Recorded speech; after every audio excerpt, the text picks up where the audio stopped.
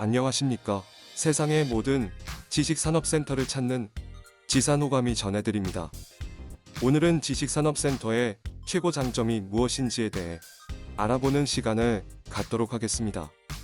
보통 지식산업센터의 장점이라면 여러분은 무엇을 떠올리시나요? 대출 규제, 적은 투자 비용, 임대 수익률과 전매 제한, 안정성 등 다양한 부분들이 있을 텐데요. 이 중 어떤 것이 가장 큰 장점일지, 또 어디에 주목해야 할지 장점 분석을 통해 알아보도록 해요. 첫 번째 장점은 단연 대출 규제일 것입니다. 지식산업센터는 대출 규제가 없습니다. 아파트 등 다른 부동산들은 지속적인 규제에 칼날에 시달렸지만 지식산업센터는 주택이 아니기에 1금융담보대출을 받을 수 있습니다. 가능 수치는 감정가의 70%에서 75%까지 인데요. 실제로 입주한다면 본인이 사업자를 내고 입주해서 더 많은 대출을 받는 것도 가능합니다. 두 번째는 적은 투자 비용입니다. 한 칸이나 한 구절을 분양받을 때 최소 비용은 보통 2천만 원에서 3천만 원 사이가 들어가게 됩니다. 이는 부동산 기준으로도 소액 투자라고 볼 수 있습니다. 뿐만 아니라 계약금 10%를 납부할 시에는 중도금 무이자 대출까지 가능해서 분양을 받고 난 뒤 추가 비용 부담도 적습니다. 세 번째는 주택수에 포함되지 않는다는 것입니다. 현재의 부동산 정책은 다주택자에게 압도적으로 불리합니다. 보유세가 커지고 취득세나 양도세 등 종합적인 세율들이 상향 조정됐지요. 하지만 지식산업센터는 주택수에 포함되지 않으므로 종부세에 우려를 덜 수 있습니다.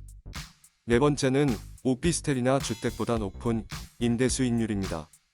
같은 지역, 같은 금액의 주택 및 오피스텔의 월세보다 지식산업센터의 월세가 더 높습니다.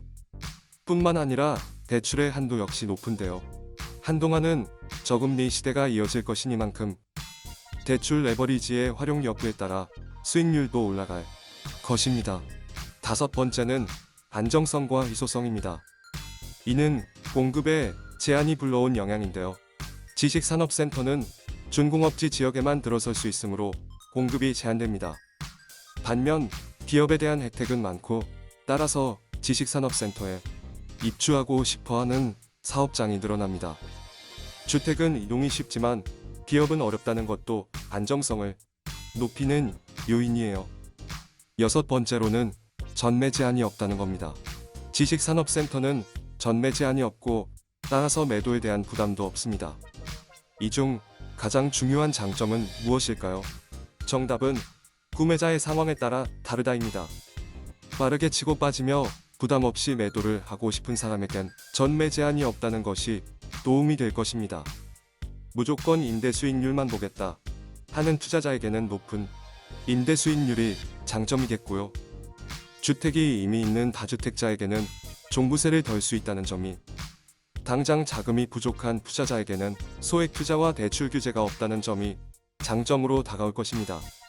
하지만 어떤 상황의 투자자라도 위 장점 중 하나만 보고 지산에 투자하기란 어렵습니다. 모쪼록 상황, 입지, 장점과 단점들을 다각도로 고려하여 알맞은 매물을 찾으셔야 합니다. 그럼 저 지산호감은 또 다른 지식산업센터 정보와 함께 돌아오겠습니다. 감사합니다.